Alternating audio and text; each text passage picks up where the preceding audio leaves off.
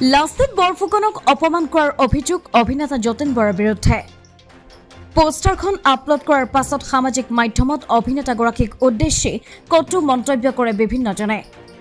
এই সন্দৰ্ভত বৃহস্পতিবাৰে ৰাজগড়স্থিত মাজ ষ্টুডিঅ'ত এক সংবাদমেল সম্বোধন কৰি যতীন বৰাই সুদীৰ্ঘ ৬টা বছৰৰ পাছত মই থিয়েটাৰলৈ আহিছোঁ। ২০২৪-২৫ বৰ্ষৰ ইতিহাস থিয়েটাৰৰ মহাবীৰ লাচিত নাটকখন আমাৰ এটাই উদ্দেশ্য, লাচিত বৰফুকনৰ বীৰত্বৰ গাথা নতুন প্ৰজন্মৰ মাজত প্ৰচাৰ আৰু প্ৰসাৰ কৰা। লগতে যতীন বৰাই উল্লেখ কৰে যে আজি প্ৰতিশ্ৰুতি দিছোঁ, ইয়াৰ মাজত আমি যিবোৰ নাটক কৰিম বা পোষ্টাৰ ওলাই তাৰ আগমুহূৰ্তত বিজ্ঞ ব্যক্তিৰ পৰামৰ্শ লৈহে আমি কাম কৰিম। ৰাইজে যিবোৰ আঙুলিয়াই দিছে সেইবোৰ শুধৰণি কৰিম। যিখন পোষ্টাৰ ভাইৰেল হ'ল সেইখন অফিচিয়েল পোষ্টাৰ নাছিল, এইবুলি মন্তব্য প্ৰকাশ কৰা দেখিবলৈ পোৱা গ'ল অভিনেতাগৰাকী। লগতে চাওচেং ৰাজকোঁৱৰে উল্লেখ কৰে, যিখন পোষ্টাৰ সামাজিক মাধ্যমত ওলাই গৈছে সেইখন আন অফিচিয়েল পোষ্টাৰ আছিল। আমি বহু কেইযোৰ পোছাক পিন্ধাই পোষ্টাৰ বনাইছিলোঁ, কিন্তু কেৱল এখন ফটোহে ভাইৰেল হ'ল। ২০১৬ চনৰ পৰা আহোম জনগোষ্ঠীৰ সাজ পোছাকক লৈ কাম কৰি আছোঁ। গহনা পাগুৰিৰ উপস্থাপন বিজ্ঞজনৰ সৈতে আলোচনা কৰি ৰাজহুৱাভাৱে লৈ যোৱাৰ ব্যৱস্থা কৰা হ'ব। তাৎক্ষণিকভাৱে এখন সংবাদমেল আয়োজন কৰা হৈছে। কালি এটা মেছেজ যোগে আপোনালোকক অৱগত কৰা হ'ল। বিষয়টো আপোনালোকে সকলোৱে গম পাইছেই যে ২০২৪-২৫ নাট্যবৰ্ষৰ বাবে ইতিহাস থিয়েটাৰে মহাবীৰ লাচিত নাটকখন মঞ্চস্থ কৰিবলৈ গৈছে। সেয়া যোৱা বছৰে ঘোষণা কৰিছে, যেতিয়াই যতীন বৰা ডাঙৰীয়া ৬ বছৰ পিছত ইতিহাস থিয়েটাৰৰ মঞ্চলৈ ঘূৰি আহিব বুলি যেতিয়া আমি সম্পূৰ্ণ যতীন দাৰ লগত কথা বতৰা হ'ল, প্ৰতিশ্ৰুতিবদ্ধ হ'ল। আৰু তেতিয়াই আচলতে যতীন দাও খুব উৎসাহেৰে যে অসমৰ যিগৰাকী আচলতে বীৰ যোদ্ধা মহাবীৰ, তেখেতক সন্মান জনায় আৰু ৪০০ বছৰীয়া জয়ন্তী সকলোৱে উদযাপন কৰিছে গোটেই ভাৰতবৰ্ষত, আপোনালোকে জানে। সেই সন্মান প্ৰদৰ্শন কৰি যতীন দাৰ এটা সপোনৰ এটা চৰিত্ৰ আছিল। প্ৰত্যেকজন অভিনেতা অভিনেত্ৰীৰ আচলতে শিল্পীৰ এটা সপোন থাকে যে যিগৰাকী মহান যোদ্ধা বা মহান বীৰ সেইগৰাকী চৰিত্ৰত অভিনয় কৰা আৰু এক বুৰঞ্জীমূলক ইতিহাস প্ৰসিদ্ধ এটা চৰিত্ৰ। আৰু সেই অনুপাতেই যতীন দাই নাটকখন মঞ্চস্থ কৰাৰ এটা কথা ৰাইজক অৱগত কৰিলে। তেতিয়াও আমি এখন পোষ্টাৰ এৰা হৈছিল আৰু নাটকখন লিখাৰ দায়িত্ব সম্পূৰ্ণ অভিজিত ভট্টাচাৰ্য ডাঙৰীয়াৰ। তেখেতে আগতেও কেইবাখনো বুৰঞ্জীমূলক নাটক, মূলা গাভৰু, জয়মতীকে ধৰি কেইবাখন নাটক ইতিমধ্যে মঞ্চস্থ কৰিছে আৰু ৰাইজে খুব আদৰি লৈছে সেইকেইখন নাটক। আৰু এইবাৰ ইতিহাস থিয়েটাৰৰ যি আয়োজনত আচলতে প্ৰথম এখন পোষ্টাৰ, সেইখন পোষ্টাৰ কোনো অফিচিয়েল পোষ্টাৰ নাছিল, আনঅফিচিয়েল এখন পোষ্টাৰ আচলতে সকলো মোবাইলে মানে ভাইৰেল হ'ল। হোৱাৰ পিছত এটা ফাৰ্ষ্ট লুক হিচাপে আৰম্ভ কৰিছিলহে যে পোষ্টাৰ এখন এতিয়া প্ৰমোচুট হৈ আছে সেই মহাবীৰ লাচিতখন আমি ভালকে উপস্থাপন কৰাৰ কাৰণে। আৰু গোটেইখিনি আচলতে সাজ সজ্জাৰ পৰা যেতিয়া সাজ সজ্জাক লৈ বেছি বিতৰ্ক আহিছে এতিয়া, আৰু সেইকাৰণে গোটেই কথাখিনি সবিশেষ জানিবৰ বাবে, কাৰণ কিয় বহুতে নজনাকৈ বা নুবুজাকৈয়ে বহুতে বহুত ধৰণৰ প্ৰতিক্ৰিয়া প্ৰকাশ কৰিছে আৰু সেইসমূহ প্ৰতিক্ৰিয়াক আমি সন্মান জনাইছোঁ। ৰাইজে যিখিনি কথা পৰামৰ্শ দিছে, আঙুলিয়াই দিছে, আমি সন্মান জনাই আচলতে আজি অসমৰ ৰাইজৰ কাৰণে, আৰু যিহেতু নাটকখন অসমৰ ৰাইজৰ কাৰণে কৰা যাব, অসমবাসীৰ বাবে কৰা যাব, আৰু যতীন বৰা ডাঙৰীয়াই সুদীৰ্ঘ ইমান বছৰ কাল কেৱল অসমবাসীৰ কাৰণে অভিনয় কৰি আহিছে। অনাগত দিনতো তেখেতে ধুনীয়াকৈ কৰি যাব, নাটকেই হওক চিনেমাই হওক। সেইকাৰণে আজি ৰাইজৰ কিছু প্ৰতিক্ৰিয়াৰ ক্ষেত্ৰত আৰু সেই ড্ৰেছটো সাজ সজ্জাটো কেনেধৰণে কি ধৰণে উপস্থাপন কৰা গ'ল আৰু গোটেই সবিশেষ কথাখিনিৰ বাবে আজি এই সংবাদমেলখন আয়োজন কৰা হৈছে। আৰু সংবাদমেলখন সম্বোধন কৰিবৰ কাৰণে মই আমাৰ অসমৰ জনপ্ৰিয় অভিনেতা সকলোৱে মৰমৰ আদৰৰ শ্ৰদ্ধাৰ যতীন দাক অনুৰোধ জনাম। সাংবাদিক বন্ধুসকলক মই শুভেচ্ছা জনাইছোঁ। আমাৰ লাচিত বৰফুকনৰ বিষয়ে আপোনালোকে ৰাইজক অৱগত কৰিবৰ কাৰণে আহিছে আৰু ময়ো মোৰ মনৰ কথাখিনি ক'ম। সুদীৰ্ঘ ৬টা বছৰৰ পিছত মই থিয়েটাৰলৈ আহিছোঁ। এইবাৰ যিহেতু ইতিহাস থিয়েটাৰৰ ২০২৪-২৫ বৰ্ষত মহাবীৰ লাচিত নাটকখন মঞ্চস্থ কৰিবৰ কাৰণে আমি থিৰাং কৰিলোঁ।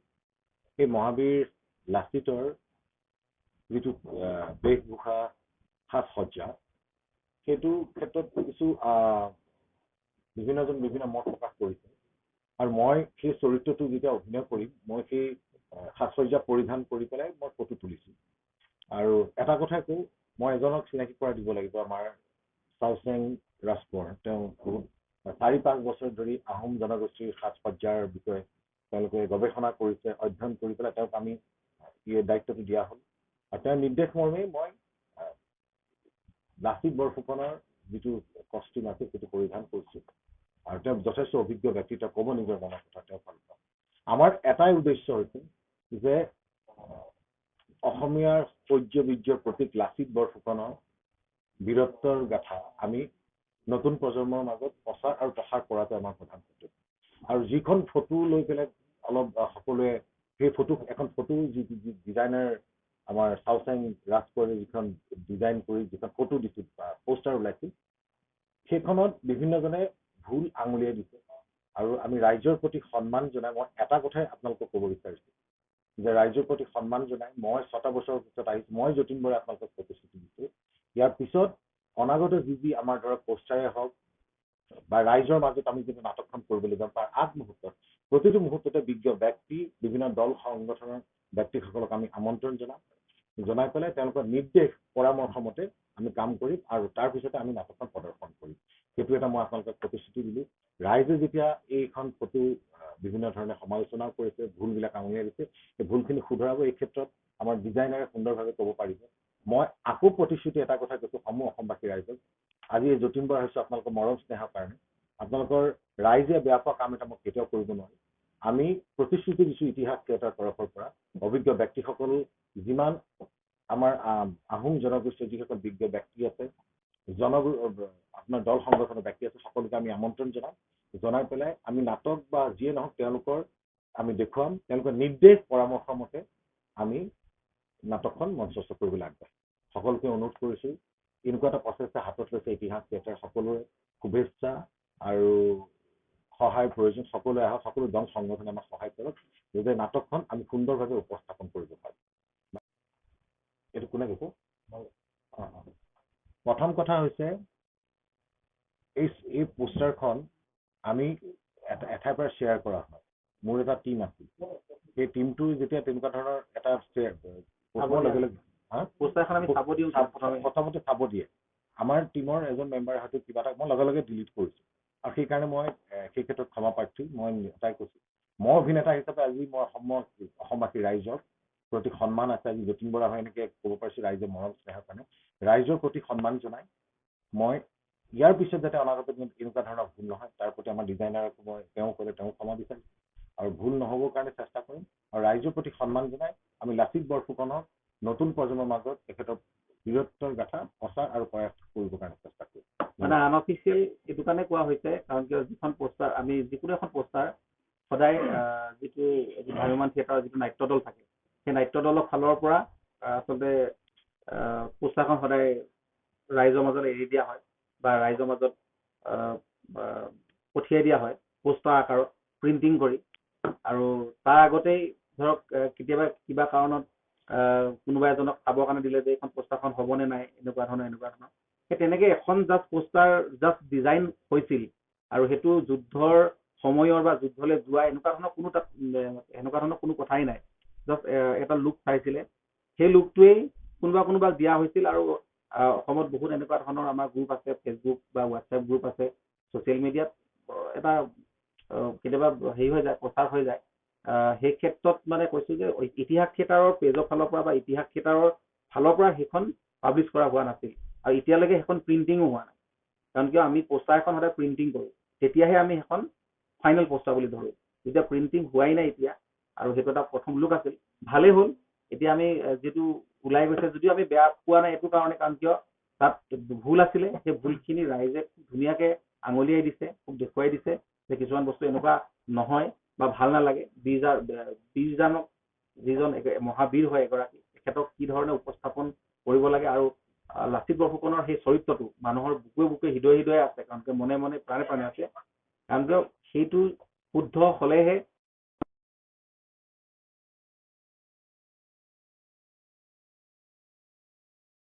নিবিচাৰোঁ।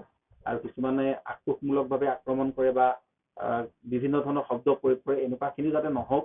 কাৰণ যতীন বৰা এগৰাকী বেলেগ কোনোবা বা হেৰি নহয়। যতীন বৰাৰ যিখিনি অসমৰ সাংস্কৃতিক জগতখনৰ প্ৰতি যিখিনি অৰিহণা, ভ্ৰাম্যমাণৰ প্ৰতি যিখিনি অৰিহণা, অসমৰ অভিনয় জগতৰ প্ৰতি যিখিনি অৰিহণা সেইখিনিক আমি মানে পাহৰি গ'লে নহ'ব, আমি সদায় মনত পেলাব লাগিব। আৰু সেইকাৰণে যতীন বৰা ডাঙৰীয়াই যিটো কাম কৰিব আৰু নাটকখন উপস্থাপন কৰাৰ ক্ষেত্ৰত তেখেতে 100% ৰাইজক আশ্বাস দিছে যে এখন শুদ্ধ ভাল নাটক কৰিব।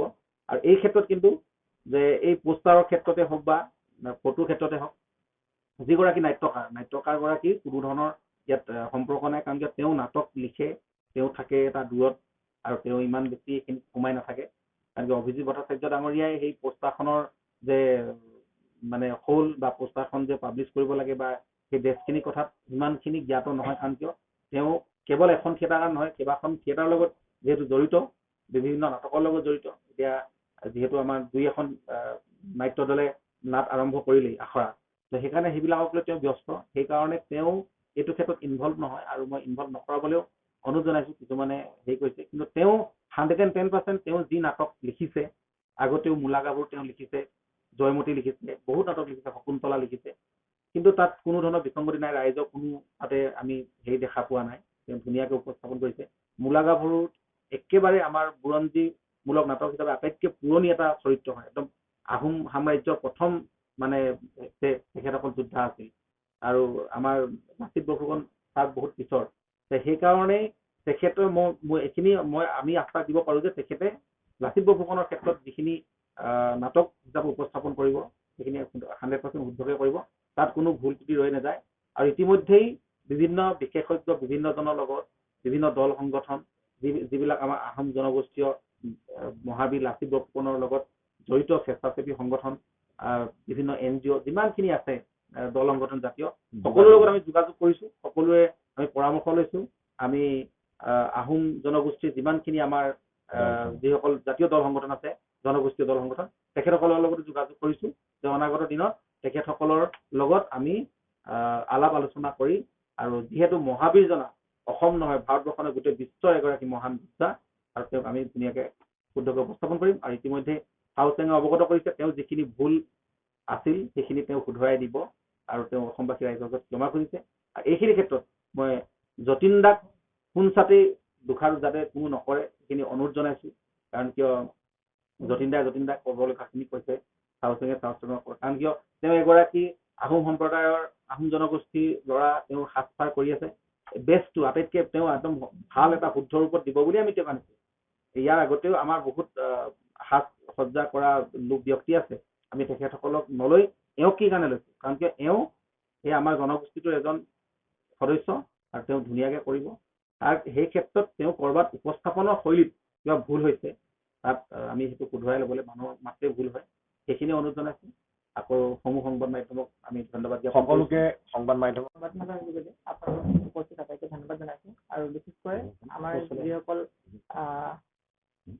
সমাজৰ আমাৰ অসমৰ যিসকল সচেতন মহল তেওঁলোকৰ প্ৰতি সন্মান জনাই যোৱা পৰহিৰ পৰা আচলতে যিখিনি বিতৰ্কৰ সূত্ৰপাত হৈছে আমাৰ আহোম জনগোষ্ঠীয় সাজপাৰ উপস্থাপনত মহাবীৰ লাচিত বৰফুকনৰ যিখিনি আমি সাজপাৰ উপস্থাপন কৰিছোঁ, সেই উপস্থাপনৰ যি বিতৰ্কৰ সূত্ৰপাত হৈছে তাৰে গইনা আৰু মতামতৰ প্ৰতি সন্মান জনাই আমি আপোনালোকক আচলতে কেইটামান কথা স্পষ্ট কৰিবৰ কাৰণে আৰু কেইটামান কথা জনাবৰ কাৰণে আৰু আপোনালোকৰ মতামতখিনি আমি জানিবৰ বাবে আপোনালোকৰ ওচৰত আমি আছোঁ।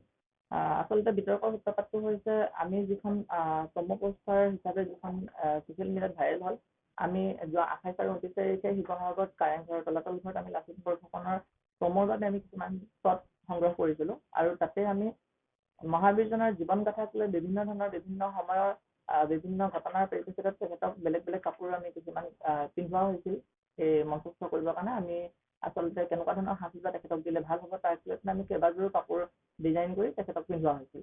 এতিয়া কথাটো হৈছে যে যিসমূহ কাপোৰ আমি পিন্ধোৱা হৈছিল তাৰে এখনহে প্ৰম' পোষ্টাৰ ইতিমধ্যে ছ'চিয়েল মিডিয়াত আমাৰ ওলাই গৈছে, কিন্তু সেইখন আনঅফিচিয়েলি ফটো আছিল, আমাৰ পৰা যিহেতু যোৱা নাই। আৰু বাকী যিখিনি ড্ৰেছ আছে সেইখিনি আমি ৰাইজৰ মাজত এৰি দিবলৈ আমাৰ হাতত এতিয়াও বাকী থাকিল। এতিয়া বিতৰ্কৰ সূত্ৰপাত হোৱা বা আপোনালোকৰ মতামতৰ মতে অহা কথা পইণ্টটো হৈছে যে আমি মহাবীৰ লাচিত বৰফুকনজনাক অলংকাৰ আমি পিন্ধাব লাগিব নে নালাগিব, বা আমি মূৰত পিন্ধা টুপিটো বা মূৰত পিন্ধা পাগুৰিটো আমি কি ধৰণে উপস্থাপন কৰিব, তাকে লৈ যিটো বিতৰ্কৰ সূত্ৰপাত হৈছে বা মতানৈক্য আহিছে আমাৰ মাজত। সেই কথাক লৈ ক'ব খোজো আচলতে মই 2016 চনৰ পৰা আহোম সমাজৰ সাজপাৰখিনিৰ ওপৰত কাম কৰি আছোঁ, গতিকে কামখিনি কৰিবলৈ যোৱাৰ আগত অভিয়াছলি আমি যিখিনি সমল বা যিসকল জ্যেষ্ঠ আছে তেওঁলোকৰ পৰা জানি বুজি লৈ আমি কাম কৰিবৰ কাৰণে আগবাঢ়ি আহিছোঁ আৰু ভৱিষ্যতে আমি তেনেকৈ আগবাঢ়ি যাম। ইয়াতে মহাবিজনক উপস্থাপন কৰিবলৈ যাওঁতে ডিঙিত মই ঢোলবিৰি পিন্ধোৱা হৈছিল আৰু হাতত গামখাৰু পিন্ধোৱা হৈছিল, যিটোক লৈ আচলতে বিভিন্নজনে বিভিন্ন মত পোষণ কৰিছে। মই ঢোলবিৰিটো এইটো কাৰণে পিন্ধাইছিলোঁ, আচলতে আমি কিতাপে পত্ৰই পঢ়িবলৈ পাইছোঁ যে আচলতে আহোম যুগত পুৰুষেও অলংকাৰ পিন্ধিছিল। তাৰে ভিতৰত আমি সকলোৱে জানো যে গামখাৰুৱে হওক, ঢোলবিৰিয়ে হওক বা মতামণি, কাৱৈমণি তেনেকুৱা ধৰণৰ বহুতো অলংকাৰ আছে যিসমূহ অলংকাৰ পুৰুষে পিন্ধিছিল। গতিকে আৰু আমি যদি চাবলৈ যাওঁ, মই যিমান দূৰ দেখিছোঁ বা যিমান দুই এটা জেগাত যিখিনি দেখিছোঁ, অসমৰ প্ৰতিমূৰ্তিসমূহ বা বীৰজনাৰ যিখিনি প্ৰতিমূৰ্তি আমাৰ অসমত আছে স্থাপত্য কলা হিচাপে বৰ্তমান, গতিকে বিভিন্ন ৰাজহুৱা প্ৰতিষ্ঠানত থকা বীৰজনাৰ যিখিনি প্ৰতিমূৰ্তি, সেই প্ৰতিমূৰ্তি ভাগতো কিন্তু ডিঙিত মাদুলিটো পিন্ধোৱাৰ নিদৰ্শন আমি সকলোৱে হয়তো প্ৰায় সংখ্যকে দেখিছোঁ। গতিকে তাৰো কিছুমান ভিত্তি লৈ আমাৰ প্ৰতিমূৰ্তি বা আমাৰ ইণ্টাৰনেটৰ মাধ্যম বা বিভিন্ন ধৰণৰ কিতাপৰ সমল, বিভিন্ন বিজ্ঞজনে লিখি থৈছে বিভিন্ন সমলৰ চাহ লৈ বা গইনা লৈ আচলতে আমি কাপোৰ সাজ ৰেডি কৰিছিলোঁ।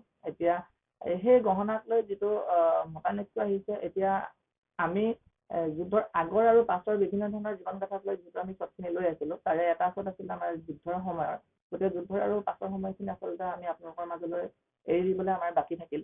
গতিকে আমি এতিয়া ভাবিছোঁ যে আপোনালোকৰ যিখিনি মতামত, সেই মতামতৰ অনুসৰি যি গহনাৰ উপস্থাপন বা মূৰৰ পাগুৰিৰ যিখিনি উপস্থাপন, আমাৰ যিটো আৰু কেইবাটাও পাগুৰি ডিজাইন উপস্থাপন কৰা আছিল, গতিকে এই আটাইখিনি আমি আপোনালোকৰ মতামত সন্মান জনাই আমি পোষ্টাৰ হিচাপে এতিয়া আপোনালোকৰ মাজলৈ এৰি নিদি, যিসকল আপোনালোক সচেতন মহল আছে বা বিজ্ঞজন আছে, আমি আপোনালোকৰ ওচৰত আমি ইতিমধ্যে সাজু কৰি ৰখা আটাইকেইযোৰ পোচাক, চাৰিওযোৰ পোচাক বা আটাইকেইটা পাগুৰি বা আমাৰ যিখিনি গহনা আচলতে আমি মহাবীৰ লাচিত বৰফুকনক উপস্থাপন কৰিবৰ কাৰণে, মঞ্চস্থ কৰিবৰ কাৰণে আমি সাজু কৰিছিলোঁ, এই আটাইখিনি বস্তু আমি আপোনালোকৰ মাজলৈ ৰাজহুৱাভাৱে লৈ যোৱাৰ ব্যৱস্থা কৰিম, যাতে আপোনালোকে আমাৰ সেই ইতিমধ্যে সাজু কৰি ৰখা বস্তুখিনি যিখিনি ভুল হৈছে, সেই ভুলখিনি মই ভাবোঁ আপোনালোকে সঠিকভাৱে আঙুলিয়াই কেনেকৈনো আমি পাগুৰিটো বান্ধিব লাগিব, যিখিনি মোৰ ভুল হৈছে বুলি আপোনালোকৰ ফালৰ পৰা জনাইছে, বা মই কেনেকৈ গহনাখিনি পিন্ধাব লাগিব, তেনেকৈ ধৰণৰ যিখিনি কথা আহিছে, সেই কথাখিনি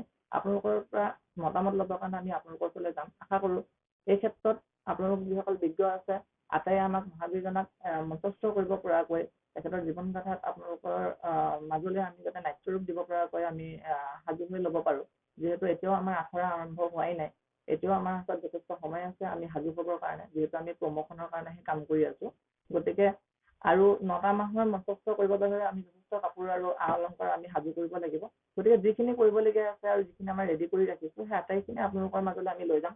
আশা কৰিম যিসমূহ সমল আৰু তথ্য আপোনালোকৰ ওচৰত আছে লাচিত বৰফুকনৰ উপস্থাপন যুদ্ধৰ ওপৰত কৰিব পৰাকৈ, সেই সমলসমূহ আপোনালোকে আমাক সহায় সহযোগ হিচাপে আগবঢ়াই দেখাই ভুলখিনি আঙুলিয়াই দি গতিকে কেনেধৰণে সাজপাৰৰ পৰা মূৰত পিন্ধা পাগুৰিলৈকে কেনেধৰণে উপস্থাপন হ'ব, যিখিনিত আমাৰ ভুল হৈছে সেই ভুলখিনি আপোনালোকে আঙুলিয়াই দিলে আমি ভাল পাম। আমিও আচলতে শিকাৰো যদিও কাম কৰি আছোঁ, বুৰঞ্জীমূলক চৰিত্ৰসমূহ ৰূপায়ণ কৰাত আমি যথেষ্ট কমেই কাম কৰিছোঁ, আমি যদিও সাজপাৰৰ ওপৰত কাম কৰি আছোঁ। গতিকে যিখিনি ভুল হৈছে বা যিখিনি মতানৈক্য হৈছে, সেই মতানৈক্যসমূহক আমি আপোনালোকক সন্মান জনাইছোঁ। সঁচাকৈ যদি সেইখিনিতে আমাৰ ভুল থাকি গ'ল আৰু যদি আমি সঁচাকৈ যদি সেইখিনি পিন্ধাবই নালাগিছিল, গতিকে সকলোৱে ভুল হৈছে বুলি কৈছে যেতিয়া আমি সেইখিনি ভুল বুলি মই মোৰ ফালৰ পৰা এজন ডিজাইনাৰ হিচাপে তাক আপোনালোকৰ মাজত ক্ষমা কৰিছোঁ আৰু সেই বস্তুখিনিক লৈ যাতে শুদ্ধৰ ওপৰত উপস্থাপন কৰিবৰ কাৰণে আপোনালোকৰ ফালৰ পৰা সহায় সহযোগ আহে তাৰ আমি কামনা ৰাখিছোঁ। এইবুলি মন্তব্য প্ৰকাশ কৰে সংবাদমেলৰ জৰিয়তে। অমৃত প্ৰবাহ অসমীয়া সাপ্তাহিক কাকতৰ ডিজিটেল সংস্কৰণ অমৃত নিউজ, সত্যৰ সন্ধানত অমৃত নিউজ।